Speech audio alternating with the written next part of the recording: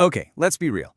Are you constantly fighting fires? Just jumping from one crisis to the next with absolutely no end in sight? Well, if that sounds even a little bit familiar, you are in the right place. We're about to break down a super powerful framework for taming that chaos and finally taking back control. Let's get into it.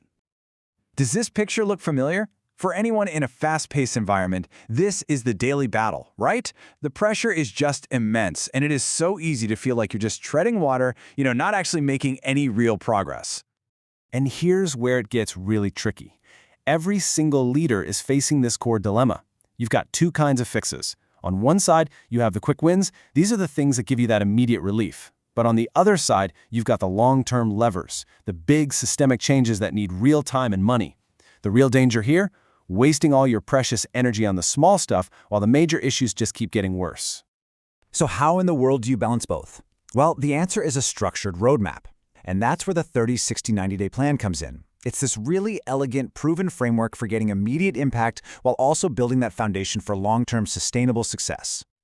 This timeline really lays out the whole journey. You kick things off in the first 30 days, focusing on quick wins that create visible, immediate impact.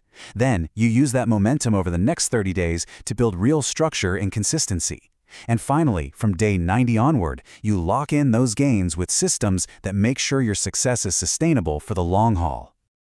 So let's dive into that first crucial phase. Look, the goal here isn't to solve every single problem. It's all about building momentum. We're looking for those low-cost, high-impact actions that everyone in the building can see and feel.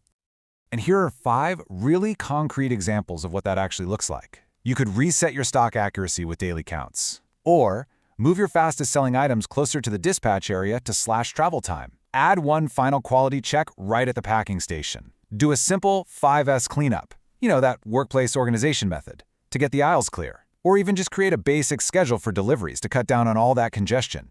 These are all things you can do, right now. And this is the secret sauce, right here, the immediate payoff. This is about so much more than just fixing things. It's about changing the whole energy of the place. When your team sees aisles getting cleared and errors dropping, their confidence just skyrockets. It flips the entire mindset from reactive to proactive. And that momentum, that is the fuel for everything that comes next. So, with that initial momentum, we roll right into the next 30 days. This phase is all about structure. Now that you've created a little breathing room, you can make those early wins repeatable. As you can see, we're bringing in standard rules for things like put away, and we're setting clear labor targets. We're formalizing quality control with methods like FIFO, first in, first out, and creating accountability with error logs. The goal here isn't just to work harder, it's to work smarter and make your successes predictable. All right, with that foundation of stability now in place, you've earned the right to think long-term.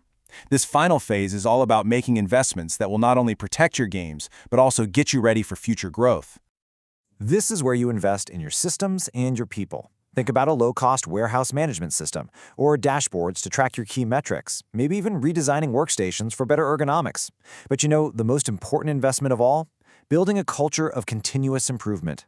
That's what makes sure these gains aren't just a flash in the pan, but are built upon for years and years to come. And this is what it all leads to. This is the ultimate goal. You've gone from daily firefighting to strategic management. You've built an operation that isn't just running smoothly today, but is totally ready to handle whatever the future throws at it. Okay, so the plan looks great on paper, but let's pull back the curtain for a second and really dig into the why. Because understanding the logic behind this sequence is what makes it so powerful and so repeatable. This is probably the most important question of all. Why not just jump straight to the big, impressive, long-term projects? Why bother with all the small stuff?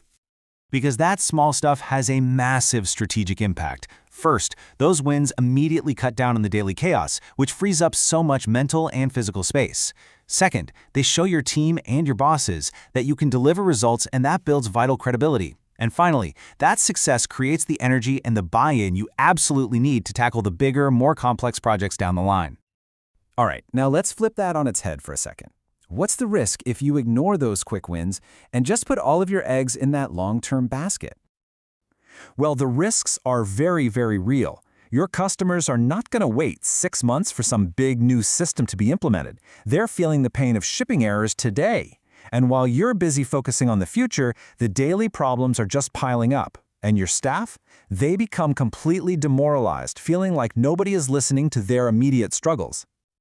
And that is why this whole idea is so much bigger than just a warehouse turnaround plan. You should think of the 30, 60, 90-day roadmap as a universal strategic tool. It's a framework for taking any big, messy, overwhelming challenge and breaking it down into a manageable, logical, and most importantly, effective plan of attack. So, I'll leave you with this question to think about. What overwhelming project, in your world, could you start to tame with this roadmap? Thanks for joining us.